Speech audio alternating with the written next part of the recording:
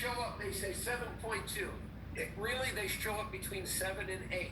And notice, between alkene protons are 5 to 6.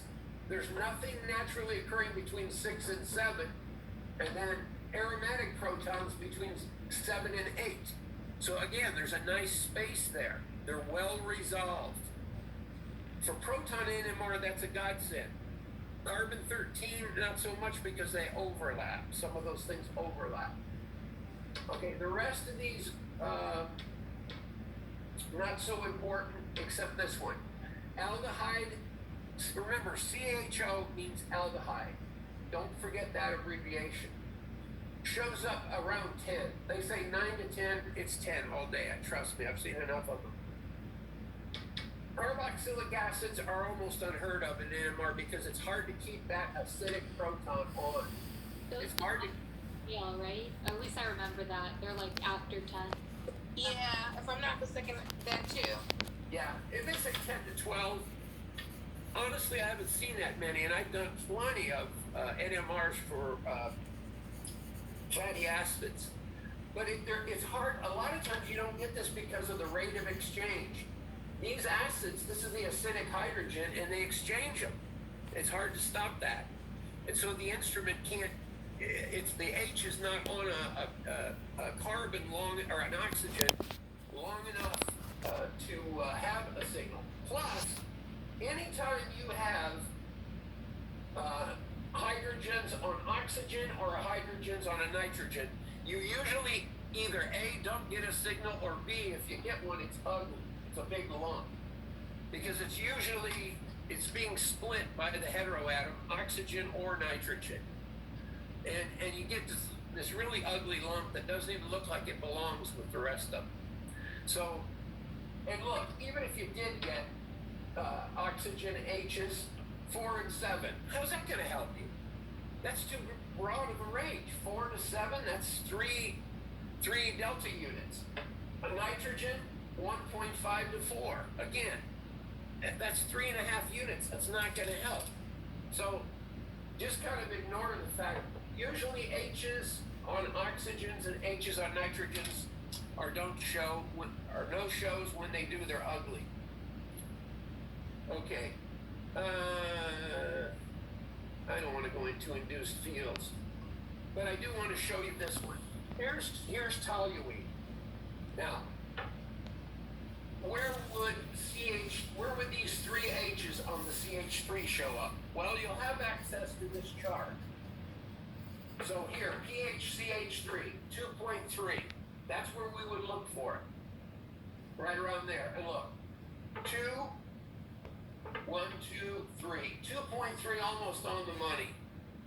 And it's a singlet. Now, who can tell me why is these 3 green H's a singlet? So it's not attached to anything, but then you have to add 1, so that gives you 0 plus 1. Good. She's saying that this carbon right here, where it's attached, the carbon that is attached to the ring, on the ring, there's no hydrogens on this carbon. So there's no hydrogens to split these 3. So it'll show up as a singlet. It'll integrate to 3. This thing will integrate to 3. Okay, now you got these 1, 2, 3, 4, 5 hydrogens. Keeping in mind the methyl group is a mild electron donator. It's going to donate electron density to the ring. That means that these 2 orthos here, which are physically close to the methyl group in space and close on the ring, would be the ones that would be shielded more. So between 7 and 8, if we could deconvolute this big multiplet that they're showing there, what we'd see would look like this. We'd get a doublet for these 2, so you get a doublet upfield, and the doublet would integrate to 2. Next, you get this para, because ortho and para go together. So the ortho, then the para. The para would be a triplet that would integrate to one.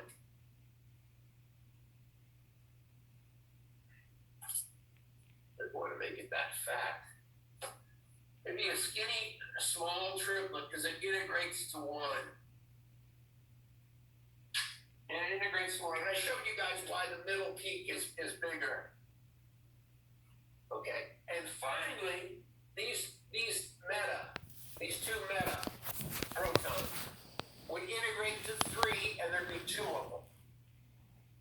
And you know exactly where they are. Who cares? They're between 7 and 8. So a triplet slightly bigger than the other triplet. Triplet that integrates to 2. And that's what you get if you can deconvolute these three. And remember,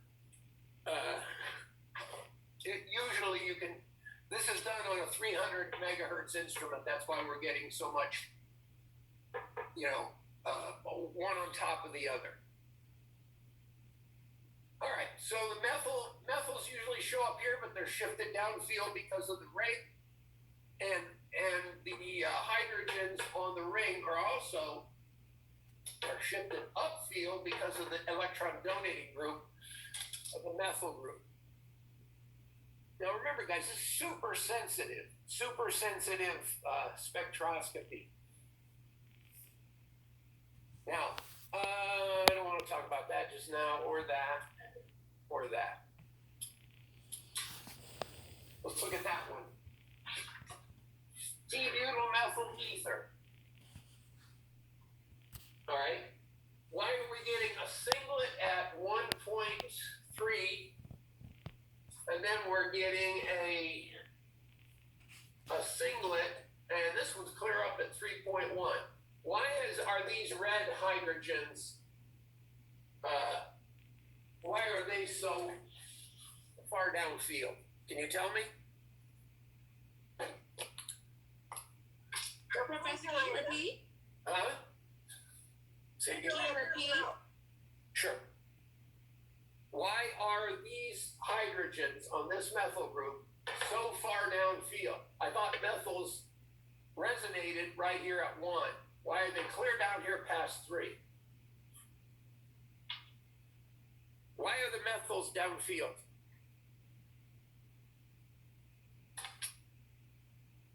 Look what the carbon is connected to. What is the carbon connected to? Charisse, look at the carbon. What's that connected to? What's that carbon connected to? I can't see, I just typed it in the chat. Okay. Can you see what I'm pointing to? I see it looks like a O, but it's a little blurry. Sorry. It's kind of small. Can you see it now? It's neon. I'm saying the carbon might be connected to an oxygen. Oh, it's an oxygen. Okay. This carbon's connected to an oxygen. Oxygen's electronegative. It'll put Correct. electron density away from the carbon, and that's enough to pull it that far downfield. Correct. So that gives you an idea of how sensitive this stuff is. Now that's through two different bonds. These hydrogens are this far downfield, and that goes through that bond to carbon and then the carbon's bond to oxygen. So through 2 bonds, it can pull it that far downfield. All right. Now we've got these 3, 6, 9 protons, and they're further downfield than they're supposed to be. They should be about right there, but they're a little downfield. Can you tell me why? Same answer. They're connected Because of the bonds. right, because the carbon, see, the hydrogens are connected by a covalent bond to that carbon. That carbon's connected by a covalent bond to that carbon, and that carbon's connected to oxygen. So that's 1, 2, 3 bonds. Through 3 bonds, they still feel that electron withdrawing effect. I don't know if you guys can see this or not. There's little satellite peaks on either side of that singlet. Can you see that? Yes. Good. That's actually carbon 13, because there's so many of these. That's actually carbon 13's splitting hydrogens and so on. So you're actually getting a little bit of a hint of carbon-13 activity. And other than that, it's a pretty clean, spectrum. They did a good job with it. All right. The line, the integration line. Now, if I measure this thing, that's how you would do it. You'll need like a little plastic ruler in case you want to do this. You want to measure this, and when I measure it, I get approximately 28. And this one, about 24 rather. About 24, and this one's about 8. About 8. All right. So this one is 8 centimeters high. I'm measuring this integration line, this part right here. And I'm measuring that distance. And that distance right there is about 8 centimeters. Now over here, I'm doing the same thing. From this point of inflection up, I'm measuring that.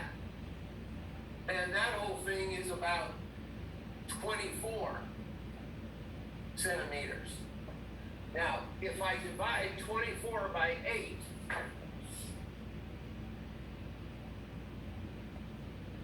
if I divide 24 centimeters by 8, That's good. it's 3 to 1, isn't it? Yeah. It's 3 to 1. And you've got 3, 6, 9, 3. 9 over 3 is also 3 to 1. So that's how you have to do it. Usually, and I'll show you in just a second, usually you can take the smallest integration signal, the smallest line up,